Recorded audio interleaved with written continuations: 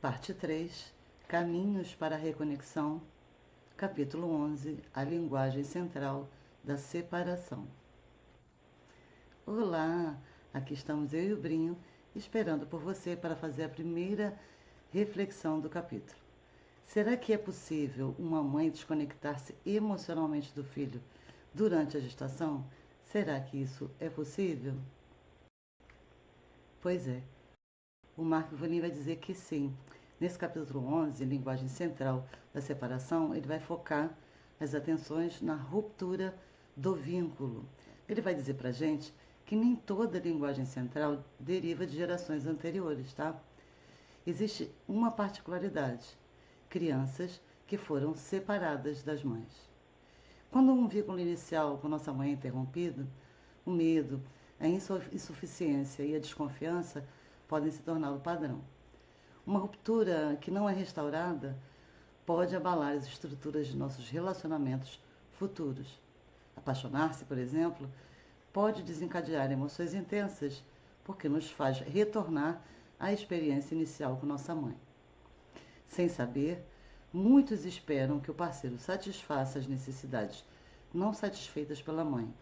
Para o parceiro, é uma prisão na montanha-russa emocional. E que tipos de separação podem ser ameaças ao vínculo? Essas separações podem ser de natureza física ou emocional. No âmbito físico, nós podemos observar a adoção, as complicações no parto, internações, não é? Às vezes o bebê tem um problema, a mãe vai para casa e o bebê fica no hospital, ou a criança em pleno desenvolvimento tem um problema, mas a mãe tem mais filhos em casa, então tem que se dividir entre o hospital e a casa, e a criança sente isso como uma ruptura, como um abandono. Viagens de trabalho, viagens longas e de natureza emocional também. Um trauma, perda de saúde, de uma gravidez, de um filho, do pai, da mãe, do parceiro, da casa.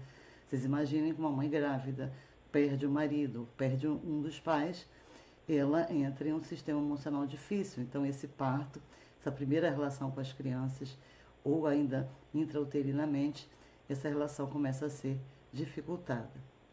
Na gravidez, medo, ansiedade, depressão, relacionamento estressante, a morte de alguém, atitude negativa, um aborto anterior. Todas essas ameaças ao vínculo podem ter como consequência uma separação, uma ruptura de vínculo. E ele vai dizer, então, que as sentenças centrais de uma pessoa que sofreu uma separação precoce, um rompimento de vínculo, não é? São algumas dessas que eu estou apresentando aí. A pessoa vai dizer, eu não sou o suficiente, eu vou ficar indefesa, eu serei rejeitado, não há mais esperança, ele ou ela, ou eles ou elas me abandonarão, eu perderei o controle, eu não sou importante, ninguém me quer, eu sou um fardo. Mark vai nos trazer essas histórias de dor para ilustrar essas rupturas de vínculo precoce com a mãe. Nós temos, por exemplo, o caso de Wanda, a solidão de Wanda, uma mulher alcoólatra de 62 anos, depressiva, 3 casamentos fracassados, muitas noites de solidão. E o descritor central dela, ela dizia, minha mãe era insensível, indiferente e distante. Antes dela nascer, a mãe adormeceu enquanto amamentava a filha recém-nascida, sufocando o bebê. Quaisquer que fossem seus pensamentos e emoções, o trauma acarretou a separação. Quando entendeu a dor materna, ela disse que ia para casa dizer à mãe que a amava, porque ela já tinha 85 anos e ela sabia que já não restava muito tempo para fazer isso. Né? A Jennifer, outra paciente, tinha 2 anos quando viu que 2 homens apareceram e anunciaram a morte do seu pai para sua mãe, e o seu pai morrera numa plataforma de perfuração. A mãe ficou viúva aos 26 anos. Ela e os irmãos foram para a casa de uma tia, e quando a mãe ia visitá-los, ela parecia irreconhecível, parecia nitidamente outra pessoa. Aos 26 anos, a própria Jennifer teve seu primeiro ataque de pânico, e no mesmo mês teve mais 3. Relacionar os ataques à infância permitiu que ela identificasse a fonte da sua ansiedade. A Kelly, por 16 anos, arrancava os cabelos, como se quisesse arrancar os problemas pela raiz. Ela também fazia isso com os pelos das sobrancelhas e os cílios. Quando ela tinha 1 ano e meio, ela fez uma cirurgia intestinal e ficou separada da mãe por 10 dias. A mãe tinha uma filha caçula e tinha também um outro filho mais velho e tinha que, ao término da visita, tinha que ir cuidar dos outros filhos. E então, sua sentença central, o que ela pensava a respeito da mãe era ficar sozinha, ser abandonada, enlouquecer, que era ela. Essa era a percepção dela no hospital quando a mãe saía, né, no final das visitas. E a história de Mirna. Mirna tinha 2 anos quando a mãe acompanhou o pai em uma viagem de negócios por 3 semanas. Na primeira semana, ela se agarrou a um suéter da mãe e ficou ali agarradinha no suéter da mãe. Na segunda semana, a babá foi dar o suéter, ela já rejeitou. E começou a dormir chupando o dedo, muito tristinha e tal. Na terceira semana, quando a mãe voltou, ela já quase que ignorou a mãe. A mãe racionalizou dizendo: "Ah, minha bebezinha amadureceu, ela está crescendo, já não tem mais a mesma relação comigo." Sem saber da importância de restaurar esse vínculo, ela criou mais distância ainda.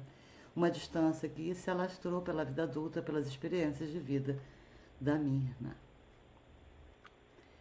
Em casos extremos, quando a experiência inicial com a mãe é interrompida por algo significativo, fragmentos de dor e vazio podem destruir o bem-estar e acarretar uma desconexão total do essencial fluxo da vida. Em casos muito extremos, mas muito extremos, quando as imagens negativas são contínuas e implacáveis, a frustração, a raiva, o torpor e a insensibilidade podem emergir. E daí surgem os psicopatas e os sociopatas. Entretanto, vamos ter atenção ao seguinte: sim, os sociopatas e os psicopatas podem derivar esse comportamento a partir da ruptura de vínculo inicial com a mãe. Mas, como as mães são seres já que nascem com culpa, vamos falar uma coisa aqui muito importante também. A maioria das pessoas que sofreu ruptura no vínculo materno recebeu sim o suficiente do que necessitava, mesmo com essas lacunas.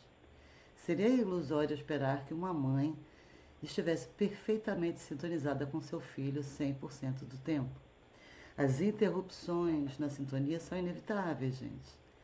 O mais importante é que o reparo aconteça. Então, a gente falou sobre os casos extremos, mas a gente sabe que as mães são seres humanos e nunca serão 100% perfeitas. Então, vamos ter equilíbrio nesse pensamento. Os casos extremos, eles falam, como o próprio nome diz, de situações de constância, não é? E questões muito únicas também. Não vamos espalhar isso. Ah, eu precisei viajar, vou ter uma ruptura de vínculo com meu filho. Geralmente essas lacunas são fáceis de lidar ou são passíveis de lidar também, tá? Bem, na próxima aula, vou lhe nos convidar a análise das lealdades inconscientes e as dinâmicas ocultas que limitam a capacidade de ter relacionamentos satisfatórios. Eu gostaria de ler com vocês o fragmento que abre o capítulo, que é: não há influência tão poderosa quanto a da mãe. Não tenhamos dúvida disso. Eu agradeço muitíssimo a sua companhia e te espero na próxima aula. E até já, e um enorme abraço fraterno.